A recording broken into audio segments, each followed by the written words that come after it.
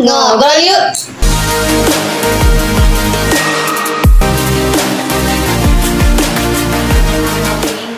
Hai Sobat Warta, kenalin saya Farida. Dan saya Cici. Kami adalah mahasiswa dari IAIN Pontianak.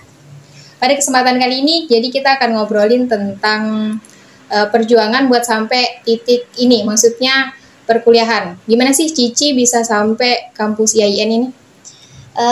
Perjalanan aku untuk sampai kampus ini nggak mudah sih, karena emang tujuan awalnya tuh nggak ke sini, tapi di PTN yang lain. Pas waktu itu aku daftar di jalur SBMPTN dan ternyata jurusannya aku mau tuh nggak keterima, tapi yang keterima tuh jurusan yang satunya.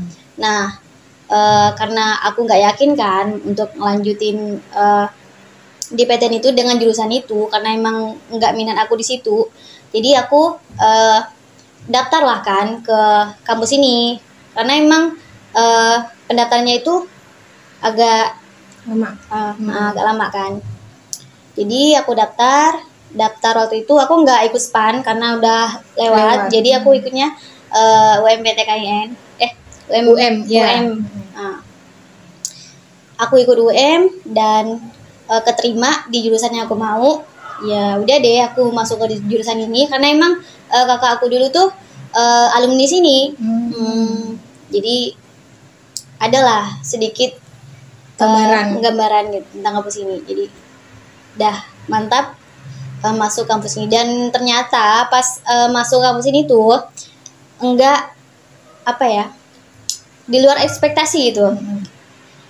Ya bagus gitu, nggak kalah sama yang lain gitu. Nah itu aja sih. Kalau kamu, kalau Farida gimana pengalamannya untuk sampai di kampus ini?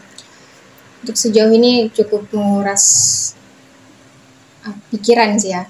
Apalagi waktu itu zamannya fase-fasenya masa-masanya ujian sekolah. Iya. Nah, ujian sekolah, sedangkan aku nyiapin buat pendaftaran ke kampus luar. Iya. Jadi aku tuh maunya di luar provinsi gitu kan. Kan kalau deket nih kan kayak pulang tuh nanggung gitu loh. Kayak setahun 2 kali. Jadi ya udahlah jauh sekalian.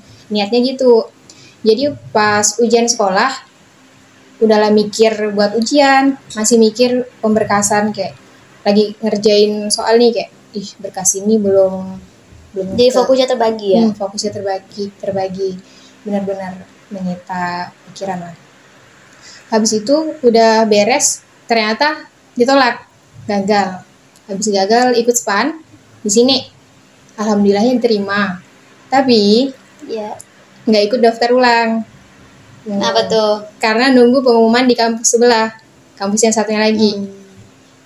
Terlalu pede sih ya, dikira yang ditunggu itu diterima, ternyata gagal. Jadi lepas dua-duanya.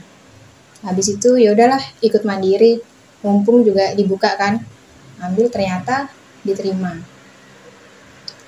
Sejauh ini sih keren sih IAIN ini, keren.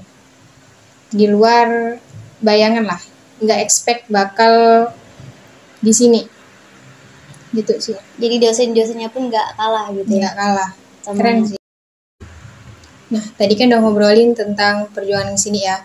Ada nggak sih culture shock? Nah gimana yang nggak kita dapatin, ternyata apa yang nggak kebayang ternyata beda, maksudnya di SMA sama di perkuliahan ini?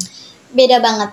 Aku nggak ekspektasi sih kalau dunia kampus itu, dunia perkuliahan itu sekompleks ini gitu, serumit ini gitu. Jadi kayak pada SMA kan kita kayak belajarnya masih bergantung sama guru. Iya, bergantung sama guru. Tiap hari itu kita selalu menerima pelajaran dari guru gitu. Kita menerima gitu. Kalau di sini kita yang nyari kan? Sendiri gitu. Harus pandai-pandai. Dan lingkungannya itu juga berbeda gitu ya. Kalau di SMA kan kita masih kayak main-main gitu ya. Kalau di sini semuanya kayak ngambis gitu. Pada ngambis kan. Pada ngambis, terus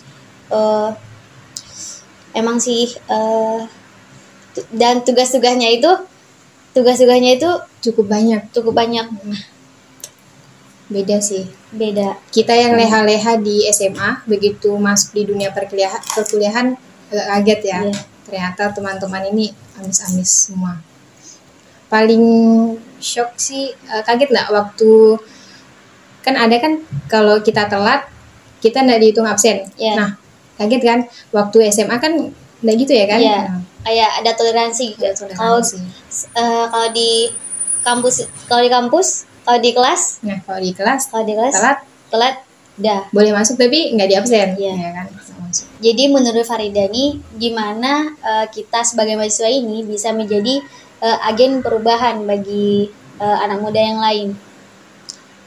Mahasiswa sebagai agen perubahan, sesuai namanya MAHA. Tentunya ketika masyarakat mendengar mahasiswa, pasti yang terbesit di pikiran masyarakat tuh kayak, wah mahasiswa nih, berarti dia bisa lebih wow lah, lebih atas gitu kan.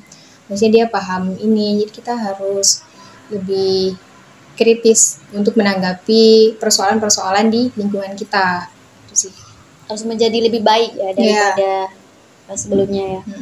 Beda, mahasiswa kan, beda dengan siswa. Iya. Nah, selanjutnya nih kita masih semester awal nih. Apa yang Cici bakal lakuin? Apa yang udah dipersiapin gitu buat ke semester selanjutnya? Yang pasti aku maunya menjadi lebih baik sih, bertransformasi menjadi lebih baik, meningkatkan kemampuan aku yang masih kurang kan. Kadang malah juga, kadang mager, masih berleha-leha kan. Karena mempersiapkan semester ke atas tuh kan makin susah tuh. Susah. Iya. Kalau Farida sendiri gimana? Ya, sama sih.